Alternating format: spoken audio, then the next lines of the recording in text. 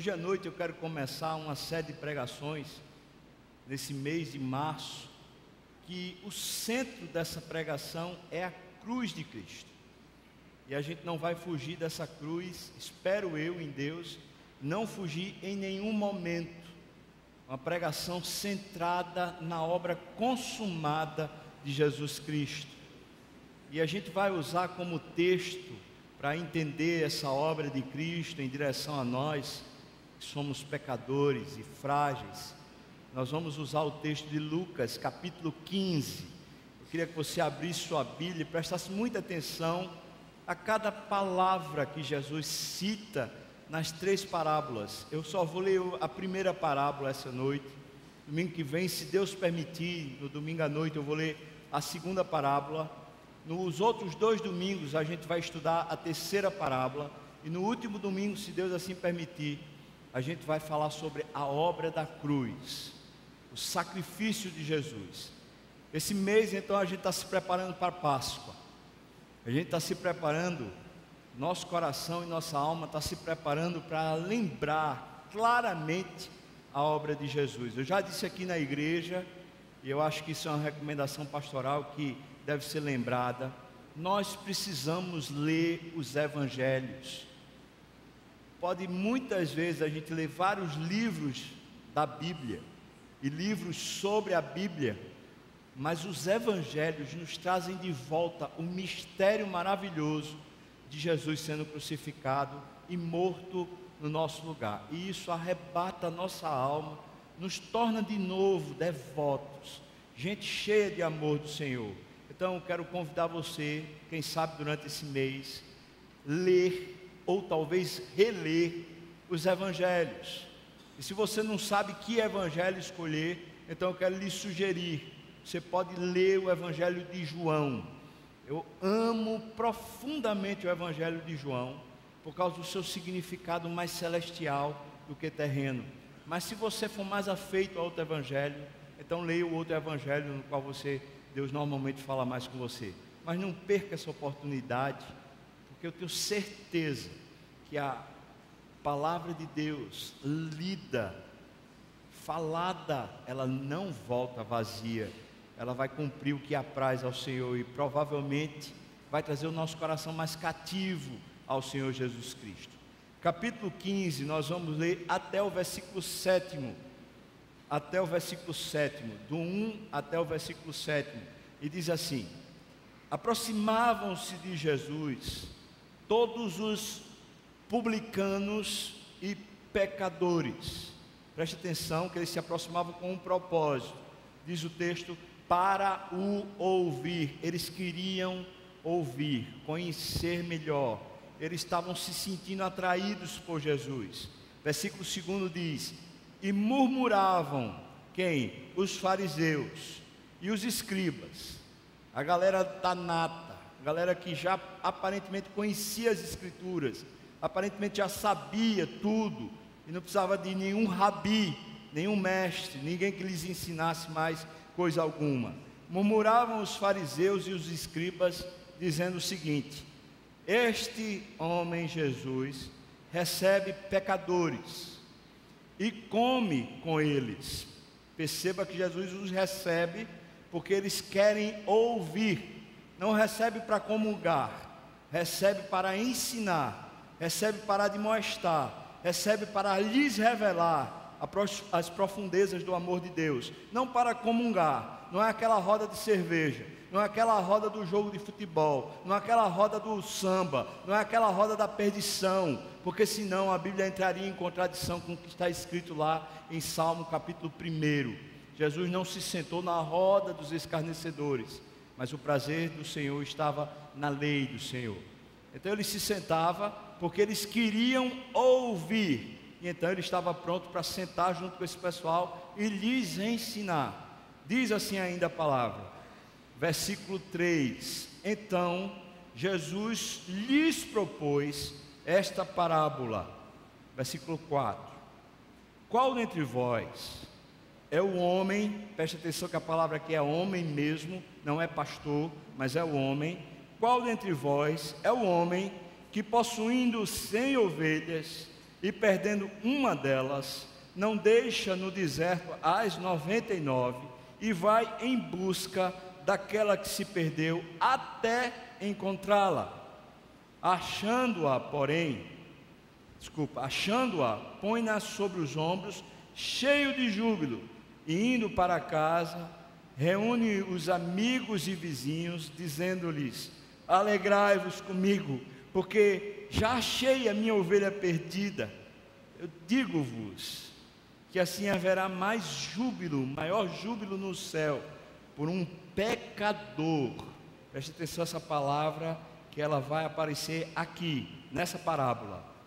Há mais júbilo no céu por um pecador que se arrepende, do que por 99 justos que não necessitam. Não é que não têm, mas que não necessitam, ainda que tenham, mas não necessitam de arrependimento. Vamos orar, irmãos. Pai, essa palavra, eu tenho certeza, Deus, que ela pode nos transformar à imagem do Teu Filho. E essa é a minha expectativa. Senhor, por amor que o Senhor tem, por favor, avizinha o Teu coração ao nosso agora. Faz a gente pulsar no ritmo do Senhor, de tal maneira, Senhor, que a gente possa se apegar mais, e assim mais próximo, talvez muito mais carinho, a gente possa se abraçar contigo aqui nessa noite. E eu peço ao Senhor muita misericórdia, porque o Senhor sabe como eu sou ruim de palavra, e como é difícil para sair as coisas da minha boca. Então eu peço ao Senhor, por favor, tenha misericórdia de mim, Senhor, para que no abrir da minha boca, o Teu coração exploda aqui entre nós. Nos abençoa, Deus. Nós oramos no nome santo de Jesus. Amém. Amém. Estava vendo um documentário falando sobre as coisas que acontecem no cosmos. E esse documentário não tinha nada a ver com Deus, mas naturalmente uma pessoa que conhece a Deus, uma pessoa que conhece a palavra, quando começa a ver coisas muito grandes ou coisas muito minuciosas que estão na natureza, a gente começa a ser tomado das dimensões do amor de Deus. O documentário falava que a Terra roda em torno de si mesma a 2.000 km/h, para completar o eixo em 24 horas. É uma velocidade surpreendente. Normalmente um avião na velocidade de cruzeiro, ele chega até 900 km/h. Mas a Terra, ela gira sem que ninguém continue lhe fornecendo combustível, sem que ninguém lhe empurre, lhe impulsione. A Terra continua girando continuamente a 2.000 km/h. E ela gira, segundo esse documentário, gira em torno do Sol a 20.000 km/h, para em um ano ela chegar no mesmo ponto de onde ela saiu. E eu fiquei observando e disse: essas são velocidades extremas. Se a Terra de repente desse uma diminuída, desse um breque na velocidade, nós todos seríamos lançados para fora desse planeta, entraria num colapso tremendo. Quem sustenta as leis desse universo? Quem é que continua governando e mandando que as coisas continuem acontecendo da mesma maneira que desde o primeiro momento em que foram criadas, elas continuam? Quem? A Bíblia fala, e essa figura, ela é linda para mover o nosso coração em direção a Deus. A Bíblia fala que Deus se assenta num alto trono, e os seus pés Ele coloca sobre a terra, mas diz que é tão pequenininha a terra, que os seus pés ficam assim, como se fosse uma espécie de bola de gude entre os dedos do Senhor. E Ele lá de cima do seu grande trono, Ele olha para a terra, e diz o texto, para procurar alguém. Quer dizer, se é numa bola de gude, é para procurar alguma coisa muito ínfima que habita lá naquela bola de gude. Alguém que se apegue a Ele, alguém que tenha olhos para olhar para Ele para dizer assim: eu quero esse Deus, eu gosto dele, eu preciso dele. Essas são dimensões astronômicas. Que grande Deus é esse? Um autor de um livro excelente chamado A Santidade de Deus, A.W. Pink, falando sobre os atributos da santidade de Deus, diz que uma das características mais formidáveis da santidade de Deus é a capacidade de Deus ser autossuficiente. Por isso ele não precisa se comunicar, ele não precisa se relacionar com absolutamente nada, ele se sustenta, ele se alegra, ele se satisfaz, ele está totalmente pleno em si mesmo, e isso o torna um ser totalmente distante de todas as demais coisas criadas. Santidade é essa separação, e o envolvimento de Deus com a sua própria glória o torna tão distante dos homens, de tal maneira que homens lá atrás, na história da Bíblia, quando eles quiseram ter um relacionamento mais íntimo com Deus, eles disseram assim como Moisés: Senhor, eu já tenho te conhecido, o Senhor já é meu amigo, eu já tenho provado tanto do Senhor. Se eu sou teu amigo, se de fato a gente tem essa relação muito legal, muito gostosa, deixa eu ver a tua glória. Veja que o que Moisés está dizendo é: eu quero ver esse negócio que faz parte da tua essência, que está para além das dimensões que os homens, que os seres criados, que a natureza, que o universo pode prescrutar. Eu quero conhecer o que está dentro do Senhor, o que enche e move todas as coisas do universo, o que faz o Senhor ser um ser em si mesmo, sem que precise de nada. Eu quero ver. E o Senhor, com tanto carinho e amor, chega para Moisés e fala assim: Moisés, entre aqui por favor, filho, fica aqui nessa fenda de rocha. E diz a palavra que Moisés entrou lá e ficou assim, olhando para a parede, com as costas, sem olhar para o Senhor. E diz a palavra que Deus com sua mão aparou Moisés e segurou, e passou não a sua glória, porque nenhum homem pode ver a sua glória e continuar vivo, é fulminado automaticamente, mesmo que não esteja em pecado, mesmo que esteja totalmente santo e purificado. Nenhum homem pode ver a glória de Deus, porque é um atributo incomunicável, é um atributo maior do que qualquer criação. E diz que Deus, na sua infinita misericórdia, segurou Moisés e passou a sua bondade, para que a bondade de Deus permeasse Moisés. E diz o texto que Moisés, vendo pelas costas, ele foi tomado de uma dimensão desse Deus, ficou maravilhado, ele ficou aturdido, ele não cabia em si, tamanha magnificência. Que Deus maravilhoso é esse, que grande Deus é esse. E o que me faz inquieto, irmãos, isso constrange profundamente o meu coração, é que esse Deus tão excelente, tão maravilhoso, tão lindo, tão em si mesmo pronto, porque Ele quer a mim, porque Ele continua no seu trono espetacular, olhando para a bola de gude e procurando um ser ínfimo como eu, menor do que um grão de areia, olhando para mim, esperando em mim algum tipo de afeto por Ele, esperando em mim algum tipo de querê-lo, de estar com Ele, de procurar Ele. Por quê? O que faz esse Deus insistir em me amar?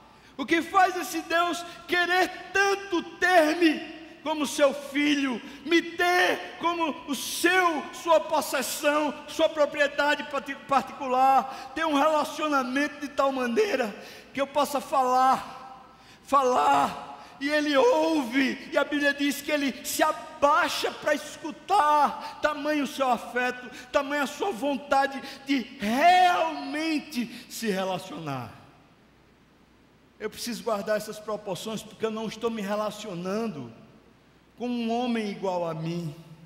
Eu não estou me relacionando com um pastor daqui da igreja. Eu não estou me abraçando com Mano, ou com Léo, ou com Daniel. Todos eles são mais altos do que eu, mas eu não estou me abraçando com nenhum deles. Eles são santos, mas eu estou me abraçando com alguém infinitamente maior, que nem a eternidade toda ao seu lado, contemplando a sua beleza, contemplando a sua majestade em todo o seu significado e todo o meu ser contemplando, nem por toda a eternidade eu vou conseguir sequer triscar no esplendor da riqueza da sua glória. Estamos falando de um Deus incomensurável, que não tem como se medir, não tem como se avaliar, não tem como se prescrutar, não tem como se chegar a Ele, se Ele não decidir baixar as suas vistas, baixar os seus ouvidos, baixar o seu coração e se mover em direção a mim. Jesus é Deus, não estamos falando de um mané, de um negocinho, de uma coisinha, de um homem muito inteligente, de um profeta, de alguém que era, sei lá, espetacular nos seus dias, um cara superdotado, um Einstein da vida, algum crânio, um revolucionário, um cara que era muito bondoso, amoroso, que tratava todo mundo com carinho, que sabia abraçar todo mundo, um milagreiro que fazia uma série de coisas. Irmãos, nós não estamos falando de nada disso. A Bíblia diz lá em Filipenses capítulo 2, que quem desceu, quem encarnou, quem se fez carne foi Deus. Ele precisou se despir, tirar a sua própria glória, e a palavra kenosis é esse esvaziamento que se faz a partir de si mesmo. Não é o esvaziamento que os outros promovem, não é a humilhação que vem de fora, mas é a humilhação que vem de dentro. Jesus se esvaziou, será que eu posso dizer assim? Ele se auto-esvaziou, ele promoveu um esvaziamento da glória de Deus. Aí essa coisa tão poderosa, essa coisa da natureza de Deus incomunicável, Jesus em Deus se despe desse negócio, tira tudo isso e se encarna. Vem ao meu encontro, vem se comunicar comigo na minha linguagem, vem me persuadir em amor, vem me amarrar com cordas de longanimidade. Ele vem me persuadir através da cruz a um novo entendimento sobre todas as realidades da vida. Ele vem transformar minha mente em direção a um Deus que é super abundante, super gracioso, um Deus infinitamente maior, que vem ao meu encontro para me abraçar e me acolher, e me tratar, e me corrigir, e na sua infinita misericórdia, vem me transformar de glória em glória, para a sua glória, a fim de que eu seja compatível com a sua própria vida. Jesus chega ao nosso encontro lá na cruz. Nós hoje podemos e encontramos várias pessoas que estão se dizendo Cristo. Aqui na América Latina, recentemente tinha um homem que se dizia Jesus e que morreu. E ele se dizia Jesus e era milionário, porque muitas pessoas, inclusive grupos aqui no Brasil, se dedicaram a esse homem como se ele fosse o Cristo. Mas ele era só um homem, ele morreu. Nós temos aqui no Brasil um tal de Henri Cristo, que se autoproclama Cristo, mas não é Cristo. Nós só acessamos Jesus, ou melhor, Jesus só vem até nós e se manifesta e diz para nós alguma coisa pela cruz. Porque o fato, o relato histórico, o homem histórico chamado Jesus, a própria história não nega. O nosso calendário, o calendário aqui do mundo ocidental, não nega. Esse homem existiu. Nós vivemos 2015 depois de Cristo. Nós temos um calendário regido a partir da história dele. Então não há ninguém que possa dizer: esse cara não veio, não existiu. O que se pode questionar a respeito de quem ele era. Mas o que a Bíblia diz para mim e para você é que ele era Deus, e que ele veio até a cruz. O propósito da vinda dele era restaurar, preste bem atenção que eu preciso lhe dizer isso, era restaurar a minha comunhão, a comunhão de cada um daqueles que o amam, era restaurar, reintegrar o meu relacionamento com Deus, porque ele estava quebrado, estava falido, estava sem disposição, sem posição, sem condição. Então Jesus vem nos encontrar. E o lugar onde nós encontramos Jesus, onde Ele nos atrai a si mesmo, diz a palavra, que quando Ele subiu ou foi levantado no madeiro, Ele atraiu todos a si mesmo. E quando a palavra diz todos, ali não está excluindo absolutamente ninguém. Todos desse auditório, de alguma maneira, foram atraídos a Jesus na hora que ele foi levantado no madeiro. Mas muitos de nós olham para a cruz e veem um espetáculo da Semana Santa, veem um espetáculo da paixão de Cristo, veem um espetáculo penoso, um sofrimento, uma crucificação, uma coroa de espinhos, um homem ultrajado, moído, sofredor, parece que ninguém faz caso dele. O que se vê nesse grande quadro da cruz é normalmente, simplesmente, aparentemente, um sofrimento meio que sem propósito, ou meio sem contingenciar a gente. É um sofrimento que parece que não nos tange, parece que não faz parte de nós, parece que não é a nossa história, é a história dele. Ele está sofrendo pelo que ele crê, ele está sofrendo pelos problemas dele, ele está sofrendo pelas ideias dele, ele não está sofrendo por mim. Mas quando a cruz me levanta, quando ele na cruz me atrai, e eu, ao olhar para ele, em vez de ver um sofrimento nele mesmo, por um problema dele, por causas deles, quando eu olho para a cruz e sou atraído à cruz, para entender que ele morreu a minha morte, não a dele, que o problema que ele estava sofrendo na cruz era meu, que todas as questões que o levaram à cruz não diz respeito a nada dele, a não ser tudo meu. Todos os problemas de pecado, de iniquidade, de desgraça, de todas as perdições eram minhas, não dele. Ele não estava levando nada dele para aquela cruz, porque se ele fosse reivindicar qualquer coisa dele, certamente ele reivindicaria a sua majestade, ele reivindicaria a sua santidade, ele reivindicaria a sua glória, ele reivindicaria o seu poder e autoridade. Mas quando Pôncio Pilatos chega para Jesus e diz para ele assim: olha, presta atenção, o que é que você está fazendo? Você sabe que eu tenho poder para lhe soltar, não sabe? Veja, Pôncio Pilatos parece estar querendo dar um tabefe em Jesus, dizendo assim: acorda, Jesus, tu não estás consciente do que está acontecendo aqui não? Você está diante de uma autoridade, Jesus, eu tenho autoridade para lhe soltar. Fala comigo direito, rapaz, levanta a tua causa, fala sobre os teus problemas, diz as injustiças que tu estás passando, fala aí, porque eu posso reivindicar a libertação para ti. Você não precisa sofrer esse negócio. Pôncio Pilatos dá a mão para Jesus dizendo assim: eu posso te libertar. Acontece que Jesus não tem nada para falar, porque os problemas de Jesus são os meus. Ele ia dizer o que ele naquela hora de Pôncio Pilatos? Foi Fubá, que viveu a vida toda em pecado, aquele desgraçado, que o tempo todo negou a Deus, que viveu para as suas próprias cobiças, que viveu para o seu próprio umbigo, que viveu na lascívia, que viveu na perdição, que viveu fazendo chacota de Deus, que viveu revoltado contra Deus, viveu cheio dos direitos dele. Foi Fubá, eu estou aqui por causa de Fubá. Você acha que Jesus ia fazer isso? Quando Jesus está sendo inquirido por Pôncio Pilatos, e Pôncio Pilatos parece que está dando um safanão em Jesus, dizendo assim: preste atenção, eu posso te libertar. Jesus diz para Pôncio Pilatos: olha, nenhuma autoridade tu terias se do céu não tivesse sido dado. Jesus disse para Pôncio Pilatos: eu sei o que é autoridade. Se eu quisesse, eu usava a minha.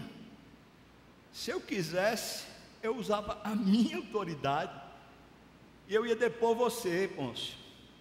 E eu ia depor esse império romano todo aqui, e eu ia destruir essa humanidade todinha aqui.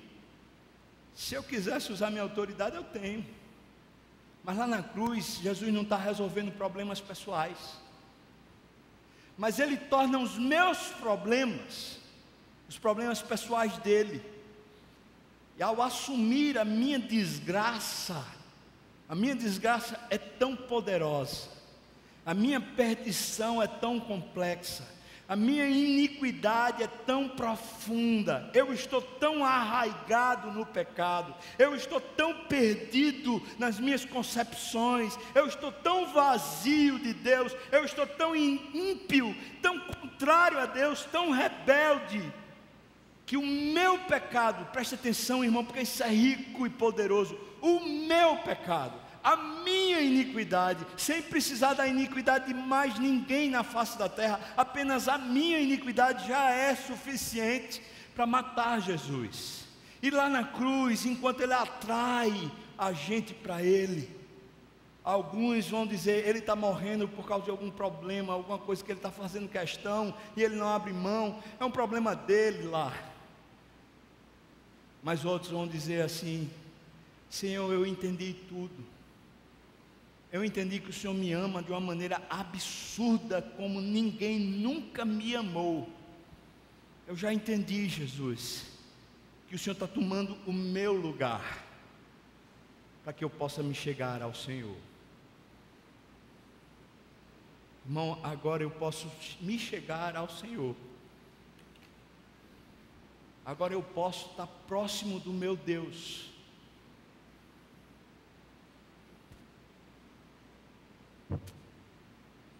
Agora eu posso falar com Jesus. Eu posso tê-lo como meu amigo pessoal. Eu posso abrir meu coração com Ele, Ele ouve. Eu posso dizer as minhas iniquidades para Ele. Eu posso tê-lo como uma forte rocha, como um grande escudo, como alguém que me ampara e me abriga. Eu posso ter. Porque lá na cruz o Senhor Jesus veio ao meu encontro. Jesus veio abrir a porta para o meu relacionamento com o Pai. Ele veio criar a possibilidade de eu realmente viver com Deus, não de ser uma ideia, mas de ser um relacionamento real com Deus. O texto que lemos é Jesus contando a parábola da sua morte. É Jesus contando a história de um dono de um rebanho, e ele é o dono do rebanho todo. O rebanho todo é dele. Se você pensou que essa parábola era a parábola do pastor, você errou, porque nem na parábola Jesus fez questão de citar o nome pastor. Essa parábola do homem, o dono do rebanho. Isso eu preciso fazer uma pequena distinção para você entender. Ainda hoje lá na Judéia, ainda hoje nesse mundo antigo aí, nesse mundo dos tempos bíblicos, uma pessoa que tem um rebanho grande, ele contrata pastores para cuidar das suas ovelhas. E às vezes, dependendo da quantidade do cercado, da quantidade de ovelhas, ele tem vários pastores para cuidar daquela quantidade de rebanho que tem lá. Essa história não é a história de pastor, essa é a história de Jesus, que no texto de Ezequiel, quando Deus se abusa dos pastores que parece que não conseguem cuidar das ovelhas como agrada ao Senhor, o próprio Deus diz assim: eu vou mandar Davi.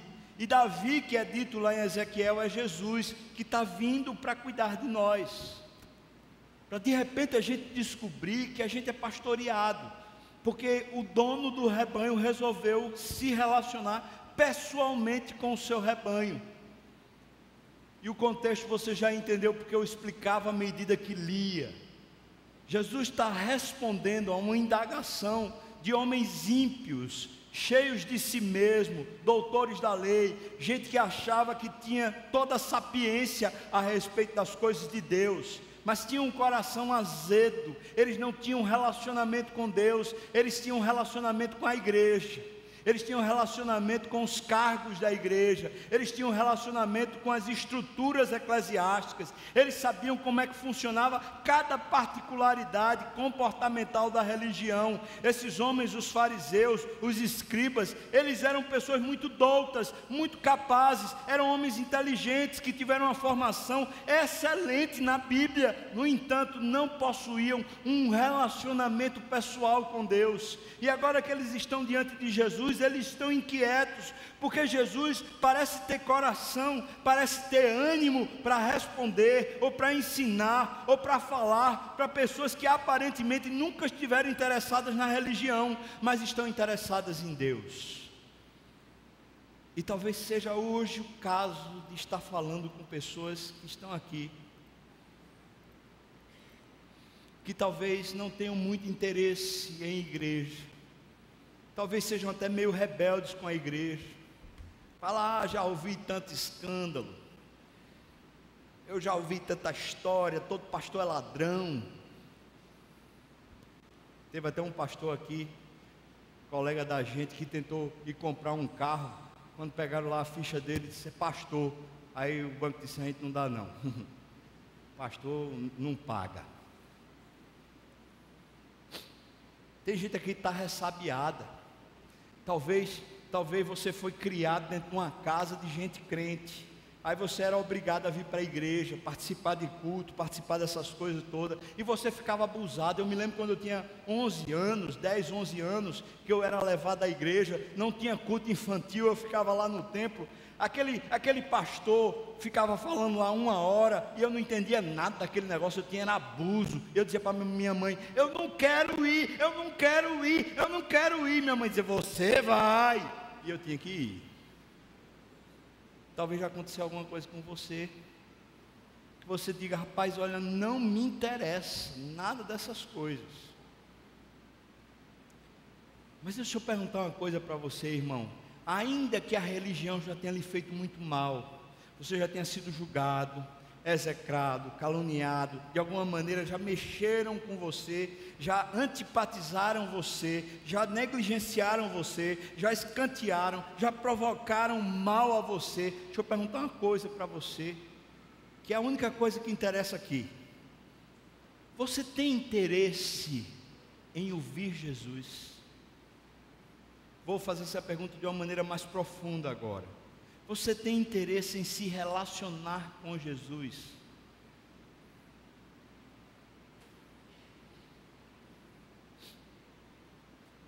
Toda semana, praticamente toda semana, tem chegado alguém e dito assim: olha, eu queria ser membro da igreja. Eu queria ser membro, eu queria ser membro, eu queria ser membro. Pessoas que estão se convertendo, pessoas que estão vindo de outras igrejas e tal. Eu não estou perguntando se você quer ser membro, para você não confundir as ideias. Eu estou perguntando a você, talvez que já é membro, e que talvez você já está com o coração já vacinado com a igreja, já está vacinado com as coisas que acontecem. Você diz assim: esse negócio eu não acredito. Eu estou perguntando para você, seja crente ou seja descrente, seja em que fase você está, eu estou perguntando para você que já viveu experiências ou que nunca viveu nada. Eu estou perguntando a você assim: há algum interesse no seu coração em se relacionar com Jesus?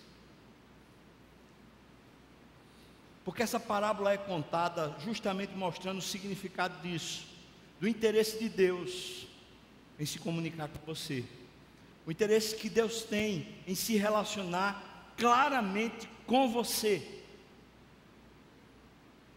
A parábola muito simples desse dono de ovelhas, diz o texto que ele deixou 99 no deserto. Deserto é um lugar extremamente perigoso para as ovelhas. Eu vou dizer alguns perigos do deserto para você entender. Primeiro, naturalmente, é o calor. As ovelhas, quando estão com frio, elas tendem a se agrupar. Estou falando do animal. Elas tendem a se agrupar para ali elas promoverem calor umas para as outras. Mas quando está muito quente, elas tendem a se dispersar, a estarem mais longe. E deserto normalmente é um lugar quente. E se falando do deserto daquela região, é um lugar quente, o ano todo é um lugar quente. Então o pastor, melhor, o dono das ovelhas está dizendo: eu vou deixar as 99 no deserto. Segunda coisa que é problema sério para uma ovelha no deserto é a falta de alimento. Não há pasto no deserto. E se você já foi no deserto da Judéia, que provavelmente é o cenário que Jesus está descrevendo, o cenário da Judéia é composto de pedras. É pedregulho para todo lado, irmão, pedregulho para todo lado. A única coisa que salta, que salva o deserto lá, são as fontes de água que acontecem aqui ou ali, uns mananciais, uns oásis que tem no meio do deserto. Mas o deserto, como está citado aqui, é um lugar onde não há suprimento. Terceiro lugar, não há água. E a ovelha, quando ela está com sede, ela fica meio desesperada. Então, nós estamos falando de um quadro de abandono aí do dono do rebanho, um quadro que aparentemente é meio desesperador para as ovelhas. Mas eu preciso lhes lembrar uma coisa: para esse pastor, a consciência que está acontecendo, ou melhor, para esse dono do rebanho, a consciência é mais ou menos a seguinte: essas 99, elas já estão tranquilas, elas já estão debaixo desse cuidado, elas já estão protegidas mutuamente. Então elas já estão de alguma maneira supridas na relação comigo. Eu posso deixá-las passar pelo deserto, eu posso deixá-las viver o deserto, porque o deserto não se constitui uma ameaça para elas, porque elas estão juntas.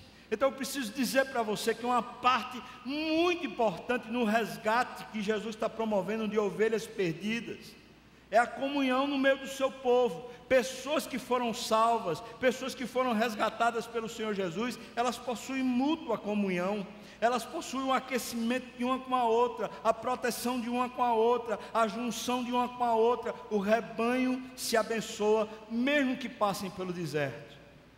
Mas a quarta coisa que é um perigo para o pastor deixar suas ovelhas no deserto, são naturalmente os lobos ou os animais que tentam tragar. Naquela época havia, segundo alguns desses didáticos aí, havia inclusive leão naquela região, havia urso naquela região. Então o risco que esse rebanho sofria era um risco real, de repente uma fera dessa vir e devorar talvez algumas daquelas ovelhas.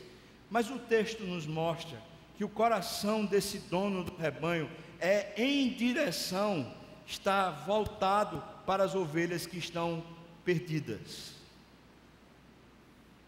porque as ovelhas que já estão no relacionamento com ele, estão protegidas por ele, e ele pode deixá-las no deserto.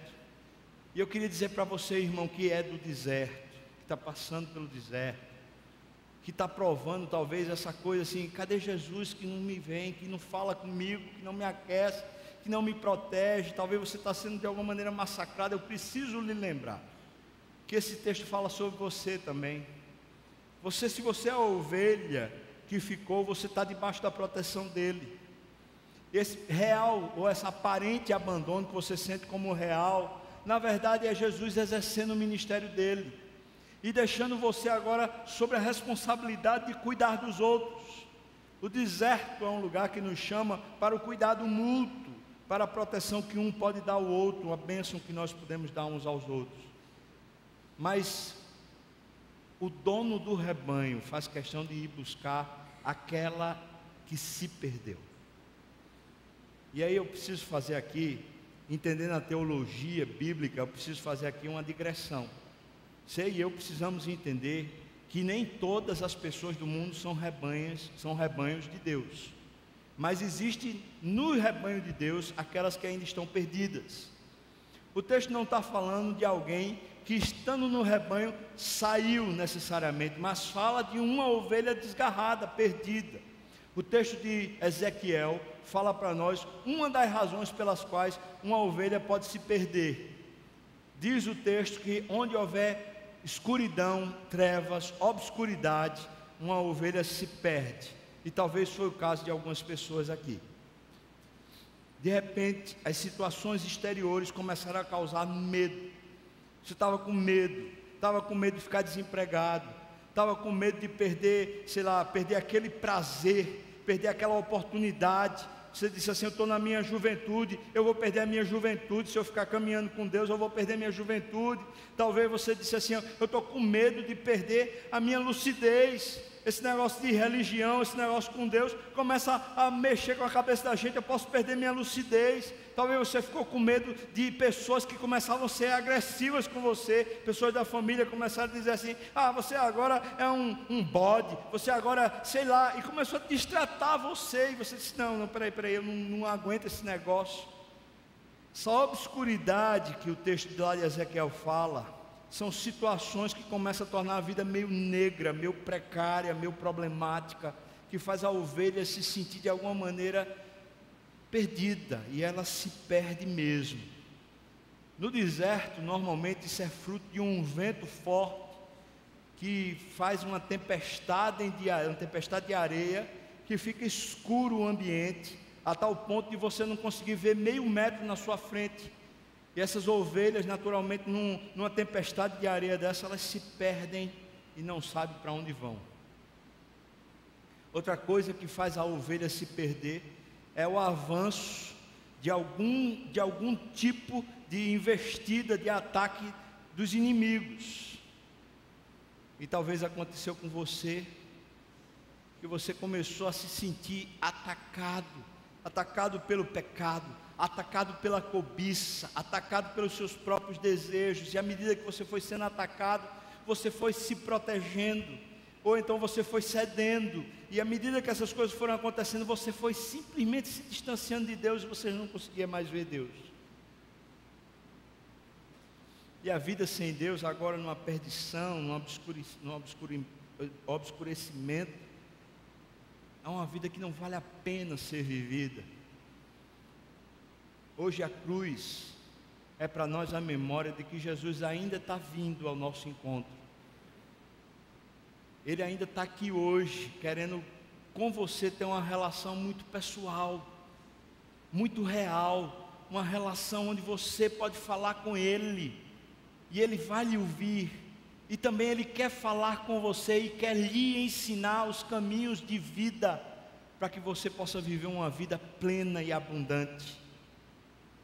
Jesus veio, e está vindo, e hoje aqui à noite a presença real de Jesus se faz notória, como Ele está aqui, querendo nos abraçar, querendo lhe acolher, querendo lhe salvar, lhe tirar dessas trevas, desse medo, desse assalto do inimigo, dessa perdição que está de alguma maneira travando você, impedindo a sua vida, fazendo a sua vida ficar toda presa nos grilhões, intranquilidade, ansiedade, crise, problema para todo lado, e você só faz sofrer, e você não entende que essa distância de Deus provoca todo esse sofrimento, porque o seu coração não está em paz, a sua alma não sossega, e essa crise, esse turbilhão, e essas inquietações, e as notícias, parece que elas são agressivas, parece que a alma nunca consegue respirar, e tudo isso tem a ver com Deus querendo lhe chamar a atenção, porque todo esse desespero fez você longe de Deus, e Deus está vindo ao seu encontro na cruz, dizendo: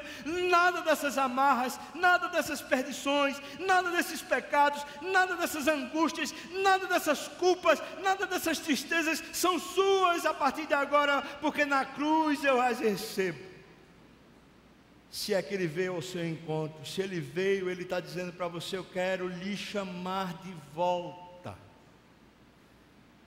para mim.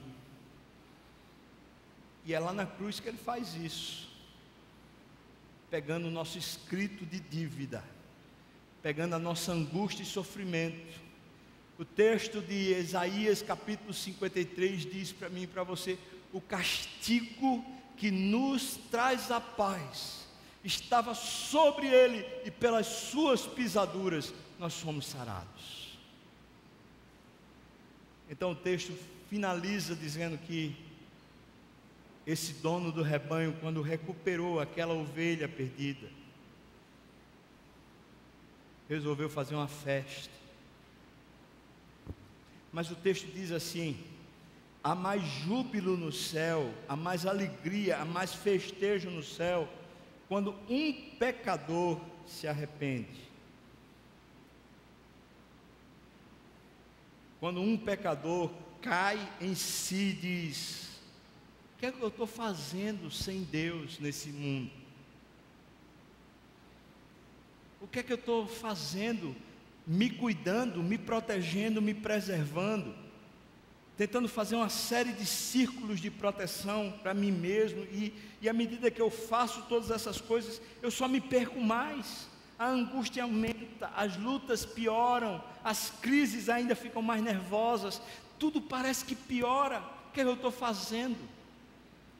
O chamado do pastor, do dono, o chamado de Jesus é para o arrependimento, e o arrependimento é dizer: eu não vou mais por esse caminho, que é um caminho que está cada vez me deixando mais perdido. Eu vou em direção a Deus. Eu vou voltar para Deus. Eu vou deixar minha dívida em Deus. Eu vou deixar o meu medo em Deus. Eu vou deixar as crises que atormentam a minha consciência para Deus. Eu vou aproveitar a possibilidade real de que Deus está no seu trono, lá em cima, olhando para mim nessa bola de gude, e eu vou aproveitar que Ele está com os olhos postos para receber qualquer pessoa que diga assim: eu quero um relacionamento com Ele, eu vou buscar Ele. Ele está com os ouvidos atentos para qualquer um que diga assim: eu estou precisando do Senhor, eu estou perdido. O texto diz: há festa no céu para um pecador que se arrepende, não há festa no céu para alguém que levanta a mão num culto de igreja, não há festa no céu para alguém que chega e diz assim: eu vou fazer a profissão de fé e o batismo, porque essas coisas não significam necessariamente um arrependimento. Mas o texto diz que os céus festejam quando pessoas como eu, que estavam quebradas, encontram agora um real relacionamento com Deus que produzirá vida, a volta para o rebanho. Quero chamar você, meu irmão, para isso. Chamar você para essa realidade de um Deus que realmente ama insistentemente, ainda que seja grande o suficiente para estar totalmente longe da gente, mas é tão persistente o seu amor que Ele insiste em nos trazer de volta para si. Os mais perdidos, os mais distantes, os mais improváveis, os mais rebeldes, as maiores crises, Ele está interessado em absolutamente qualquer um que seja essa ovelha que é dele e que Ele traz de volta para si. Será que é o seu caso hoje? Talvez você é crente, talvez você é descrente, mas você entendeu: Deus, eu estou realmente sendo convidado pela cruz para me aproximar do relacionamento com o Senhor, para começar e desenvolver um relacionamento de afinidade com o Senhor, porque eu quero ouvir a Tua voz, e eu quero conhecer o que o Senhor tem a dizer para mim. Eu estou precisando de Ti. Será que é isso hoje contigo, irmão?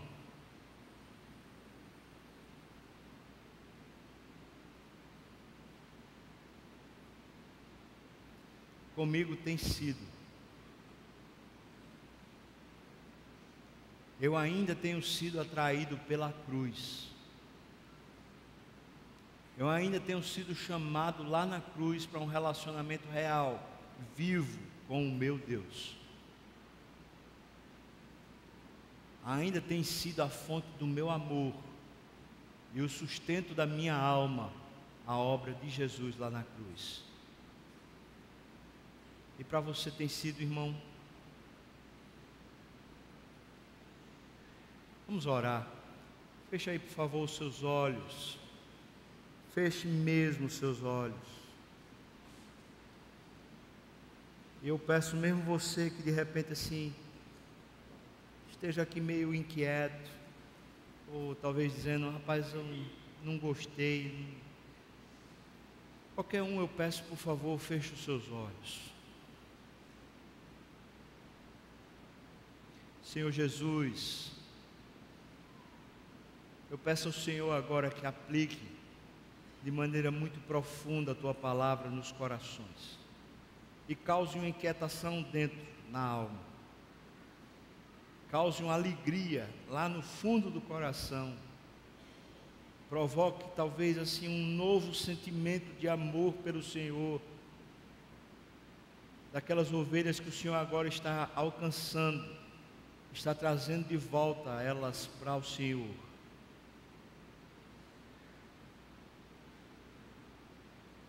Meu irmão, se Deus está falando com você agora e está produzindo esse momento de volta, de um coração se aquecendo, de uma volta para Deus, eu queria convidar você a se levantar, ficar de pé. Eu queria orar com você e por você. Qualquer um que esteja dizendo agora: eu vou caminhar com Deus, eu preciso do Senhor, e Deus está lhe falando no coração, por favor, fique de pé. Qualquer um, amém. Eu estou vendo pessoas ficando de pé, amém. Você pode ser crente, descrente, não interessa, mas se Deus está falando no seu coração, está mexendo com a sua alma, por favor, fique de pé. Eu queria orar com você, eu queria orar por esse avivamento na nossa alma, um aquecimento na nossa alma para a gente buscar e caminhar com Deus. Amém.